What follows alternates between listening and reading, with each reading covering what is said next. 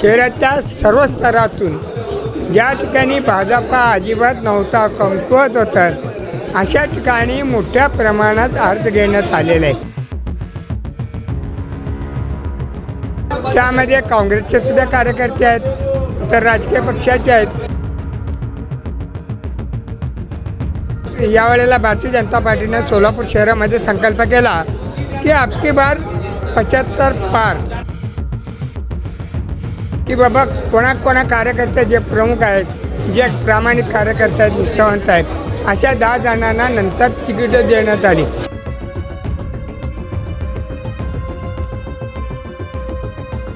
आणि यावेळेला तशी निवडणूक भाजपा जिंकण्याची शक्यता आहे. IT हब निर्माण करण्यासाठी ज्या पद्धतीने पाठपुरावा केला आणि कालच घोषणा झाली ती मंजूर झाली. यामुळे सोलापूरच्या लोकांना, कार्यकर्त्यांना असं वाटतं की भारतीय जनता पार्टी आता सत्तेत हवी आहे. महापालिका निवडणुकीच्या दृष्टीनं सोलापूर शहर भाजपमधून जे निवडणूक लढवण्यास इच्छुक आहे अशा उमेदवारांचे, कार्यकर्त्यांचे अर्ज मागवण्याची प्रक्रिया शहर भाजप कार्यालयातून सुरू झालेली आहे. आणि आज शेवटचा दिवस आहे आणि आज या भाजप कार्यालयामध्ये सर्वच पदाधिकारी, कार्यकर्त्यांची मोठी गर्दी जमल्याचं पाहायला मिळत आहे. आपल्यासोबत बोलण्यासाठी सोलापूर शहर भारतीय जनता पार्टीचे माजी शहराध्यक्ष, ज्येष्ठ नगरसेवक, माजी नगरसेवक रामचंद्र जन्नू काका आहेत.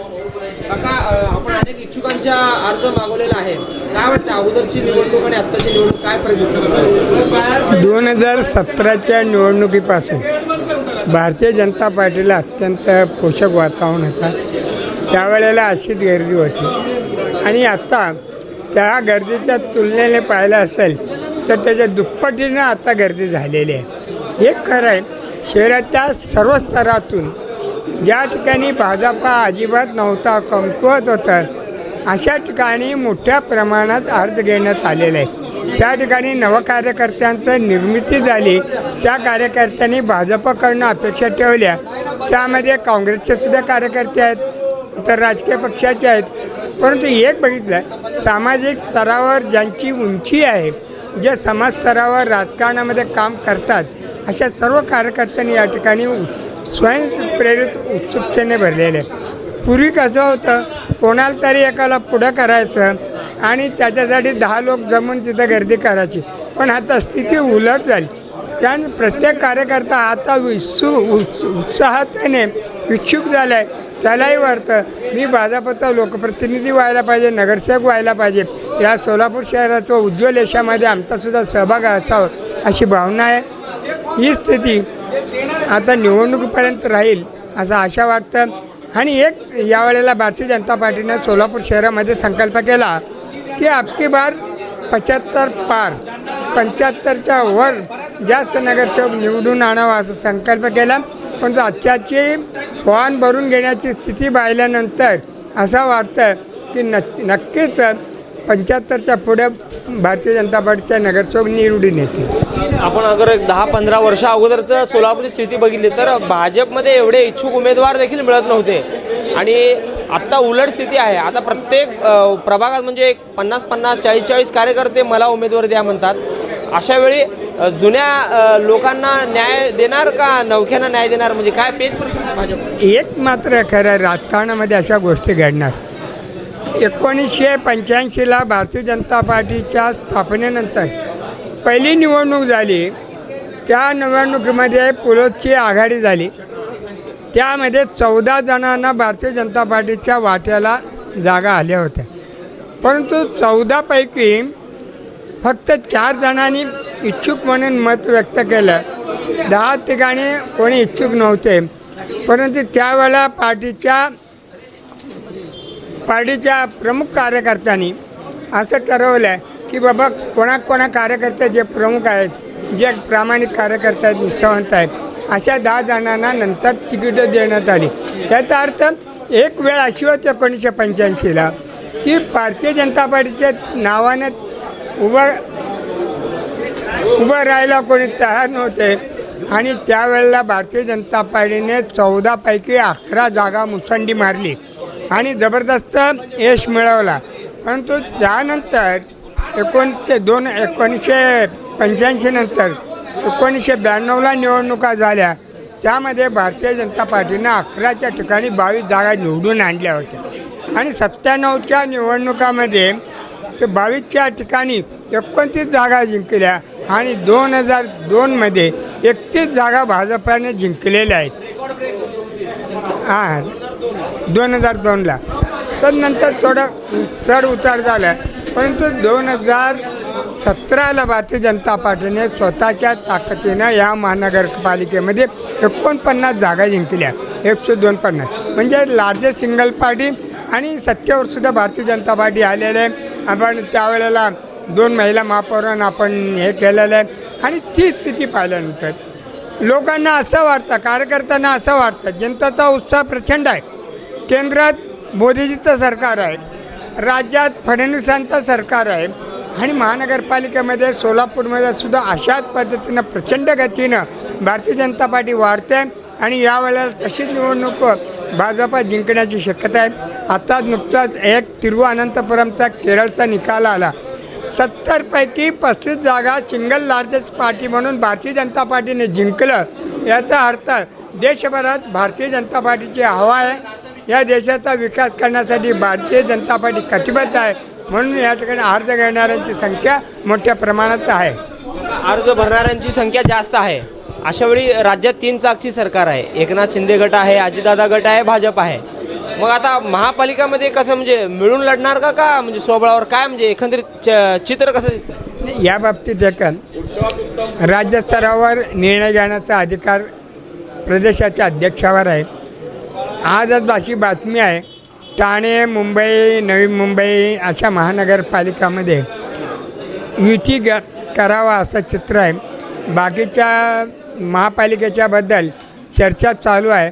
त्याचं जे काय प्रदेशाचा आदेश येईल त्या पद्धतीने निर्णय होईल. विधानसभेचं जर बघितलं तर आपल्याकडं पूर्वी एकच आमदार शहर उत्तरला होता, आता दक्षिणला आहे, मध्यला आहे. काय म्हणजे ह्याचा फायदा आता महापालिका निवडणुकीत? एक गेल्या वेळेला 2 आमदार होते शहराच्या बाबतीत. आपण त्यावेळेला 49 जागा जिंकल्या. आता 3 आमदार आहेत. तिसऱ्या आमदारांची संख्या नगरसेवकांची प्रचंड भर पडणार आहे. कारण शहर मध्य हा मतदारसंघ पूर्वी दक्षिण होता.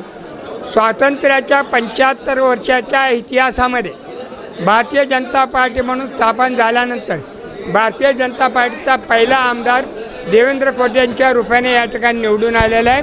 हे इतिहास घडलं आहे आणि महानगरपालिकेमध्ये शहर मध्यमधला जो पोकळा हवा होता तो आता संपून भाजपा पूर्णपणे स्थिर स्थावरतेमुळे मोठ्या संख्येने या ठिकाणी नगरसेवक निवडून आणणार आहे असं स्थिती झालेलं आहे.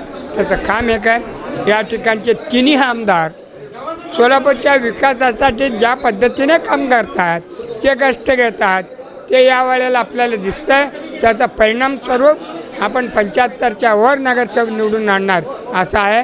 म्हणून या सगळ्या चित्रामध्ये चांगलं वातावरण आहे. बघा, आपण केंद्रात भाजप सरकार, राज्यात भाजप सरकार, महापालिकेत देखील आपली सत्ता होती.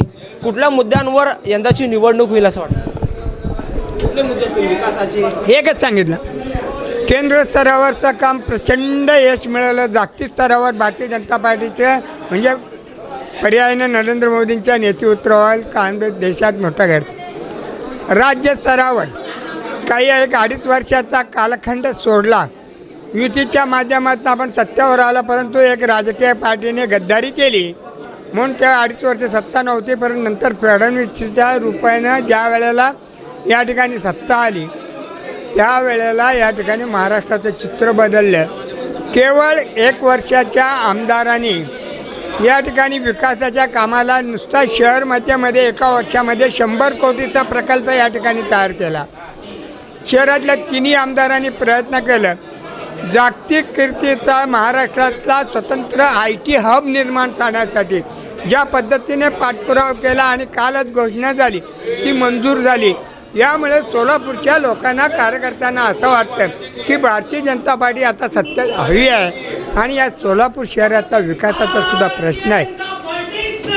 आणि या विकासाच्यामध्ये सोलापूर महानगरपालिकेने भरघोस यश मिळवून या ठिकाणी सोलापूर शहराचा चेहरामोहरा बदलावा. ज्या पद्धतीने सोलापूर शहर बघा शहर म्हणून प्रसिद्ध झाला ते चित्र हटून या ठिकाणी सोलापूरचे एक सुंदर शहर, उद्यमशील शहर आणि नागरिकतेच्या माध्यमातून एक सौंदर्यप्रधान शहर होईल अशी आशा करण्याची स्थिती निर्माण झाली. निश्चितपणे हे यश मिळेल असं मला आशा वाटते. मोठ्या प्रमाणात इन्कमिंग देखील वाढत आहे पक्षात. मग अशा वेळी जुन्या कार्यकर्त्यांना संधी मिळणार का नवख्या इन्कमिंग झालेल्या कार्यकर्त्यांना संधी मिळणार? एक या ठिकाणी नवा जुना हा वाद थोडा राहणार आहे, परंतु सर्व कार्यकर्त्यामध्ये असा नवा जुना वाद आहे. आता एक इन्कमिंग झालेला जो प्रश्न आहे, ज्या ठिकाणी भाजप कधी निवडून आलेले नाही त्या ठिकाणचे लोकप्रतिनिधी नगरसेवक हे भाजपमध्ये आलेलं आहे. एक लक्षात घ्या, जरी तिकीट वाटप करताना या ठिकाणी नवजुना असा वाद न घालता मेरिटप्रमाणे ज्याची क्षमता नगरसेवक म्हणून तो महानगरपालिकेमध्ये चांगलं काम करेल, जनहिताचं काम करेल अशा पद्धतीच्या कार्यकर्त्यांना इच्छुक उमेदवारांची संख्या बघता जुन्या निष्ठावंत कार्यकर्त्यांचं असं म्हणणं आहे की नव्या लोकांना तुम्ही पक्षप्रवेश देताय ठीक आहे, पण त्यांना उमेदवारी देखील अर्ज भरून घेताय, मग आम्ही आणखीन किती वर्ष सतरंजा उचलायच्या असा प्रश्न जुन्या कट्टर. मी तुम्हाला सांगितलं 1985च्या निवडणुकीच्या वेळची स्थिती सांगितलं. ज्या ठिकाणी 14 जागा होत्या फक्त 4 जणांनी इच्छुक व्यक्त केले, पण त्यावेळेला कार्यकर्त्याला घडवण्याचं काम केंद्रीय नेतृत्वाने राज्यस्तरीय नेतृत्वाने केलं म्हणून आपण ती जिंकली. आतासुद्धा जेवढे कार्यकर्ते प्रामाणिकपणे इच्छा व्यक्त केले, पण तो तिकीट कोणाला जरी दिलं तरी त्याला निवडून आणणार. जरी एखाद्या प्रभागामध्ये 40 जागा इच्छुक असतील, 40 जण एखादा कार्यकर्ता निवडून आणत असेल तर 39 जण समाधानाने त्याला भारतीय जनता पार्टीचा प्रतिनिधी म्हणून निवडून. समजा युती झाली, अजितदादा गट, शिंदे गट आणि भाजपमध्ये, भाजपचे किती जागा येतील अंदाज? कसं युती झाली तर किती जागा येतील? मी मगाशी म्हटलं युती नाही झाली तरी मागच्या वेळेला युती नव्हती, 49 जागा जिंकल्या. आता तर नवीन उत्साहाने लोक भरतात. निश्चितपणे 75च्या पुढे भारतीय जनता पार्टी स्वबळावर निवडून येईल असं आशा. आपल्यासोबत होते भाजपचे माजी शहराध्यक्ष रामचंद्र जन्नू काका. ते एक ज्येष्ठ नेते आहेत, भाजपमध्ये गेल्या अनेक वर्षापासून सक्रिय आहे. त्यांनी आपल्या निवडणुकीचा अनुभव असेल आणि यंदा भाजपमध्ये ज्या मोठ्या पद्धतीनं अनेक इच्छुक उमेदवार अर्ज भरत आहेत ती परिस्थिती पाहतात त्यांनी आपला एक अंदाज या ठिकाणी व्यक्त केलेला आहे आणि महापालिकेवर पुन्हा एकदा भाजपची सत्ता बसेल असं एक त्यांचं गणित या ठिकाणी त्यांनी मांडलेलं आहे. जहूर साहेबसोबत अकबर बागवान, लोकप्रधान न्यूज, सोलापूर.